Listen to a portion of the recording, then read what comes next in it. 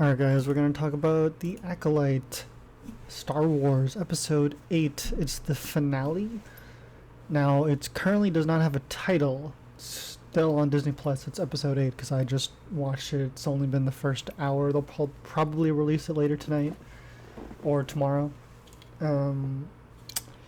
This is a spoiler-filled breakdown, so if you guys are not caught up with The Acolyte, stop watching. There's 8 episodes out.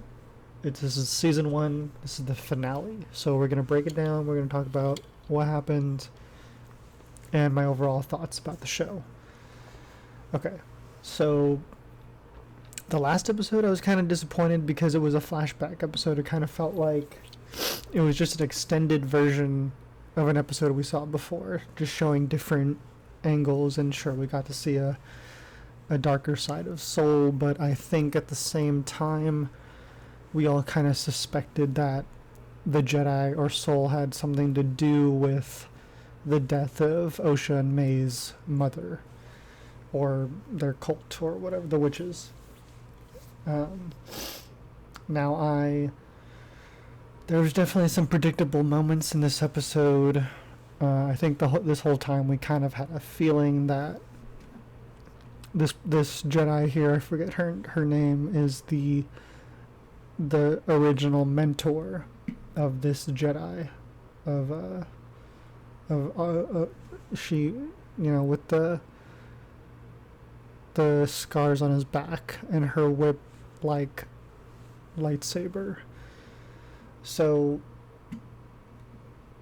finally in this episode we get to kind of jump off where we were left in the present time, where Osha was putting on this helmet, and it ended on that cliffhanger.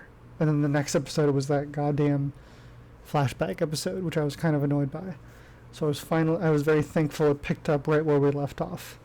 And what I didn't expect to see was what that helmet did to her, and what, dude, I forget his name, the Asian guy, sexy Sith, had to do to help get the helmet off of her. But later, in a few scenes later, we get to see like a weird, creepy, deformed, like Sith-like character on the island. So that was a reveal that they weren't alone on that island. So it makes me think that maybe that Sith had something to do with what Osha was going through when she put the helmet on. Maybe. Or it was all the helmet. I'm not sure. What do you guys think? Curious what you thought down below. But this lady here, purple lightsaber, green lady, she has to confess to her boss like what's going on, because she's been doing this whole murder investigation without telling the council. And her boss, the African American guy, he gives a pretty awesome speech on basically his opinion on how he feels about the Jedi, and it's pretty pitch perfect in my opinion. It's what I do like about this show is that it's kind of shown a different side of the Jedi, because nobody's perfect, and there's definitely been some suspicious things that we've seen Jedi do in Lucas's films, even questionable things, and now we're finally talking about it, and that's definitely something I appreciate about this show. So I appreciated this lady's boss's speech. But so she sends off, she collects a group of Jedi to go investigate because Soul turned on his tracker again. Meanwhile, Osha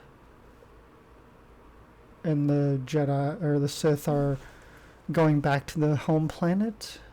I'm not really sure why, but they forget exactly why, but they go back to the home planet where her mother was killed, and Soul follows her there. And now the Jedi, she and her team know So everyone's going to the same place basically, and it's all a matter of who gets there first. And I think, well, she gets there last. And the thing I was hoping for was she brought so many Jedi that I was praying for one more epic fight, but I didn't really get what I wanted. Sure, we got one lightsaber fight, which was between Sol and the Sith guy, which was cool, but I really wanted...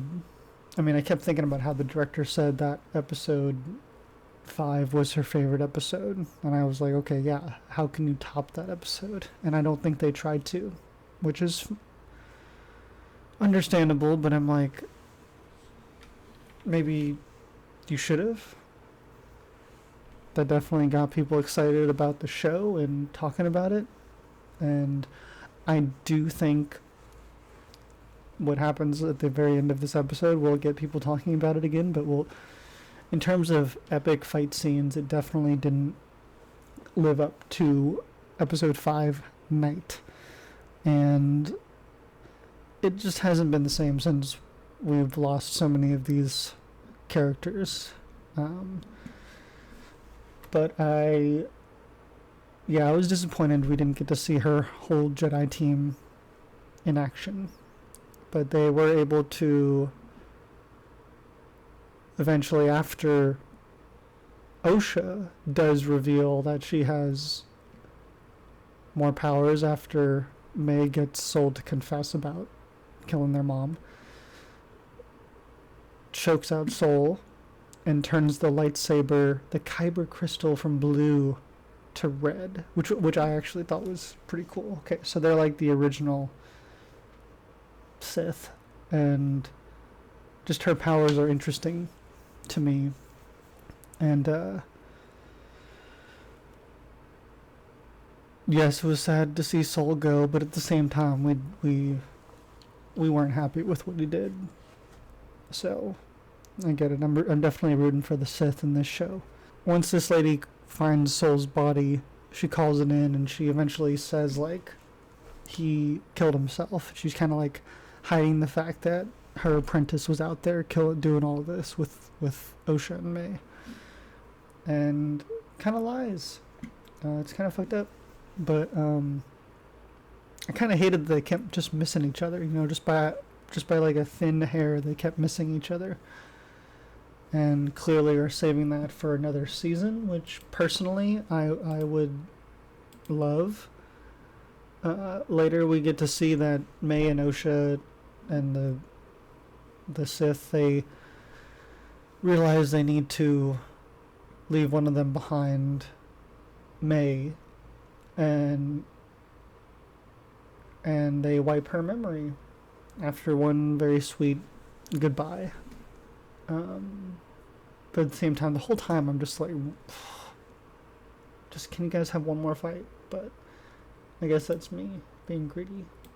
I don't know. What do you guys think? And of course, the final great shot, which is when this Jedi, the green lady with whip lightsaber, greets her master, saying that she needs to talk. And it's Yoda. We get to see his little ears. That got me excited.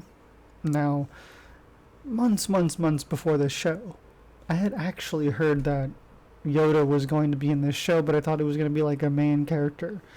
So as soon as I didn't see him as a main character, I kind of completely forgot about him by the end of this entire show.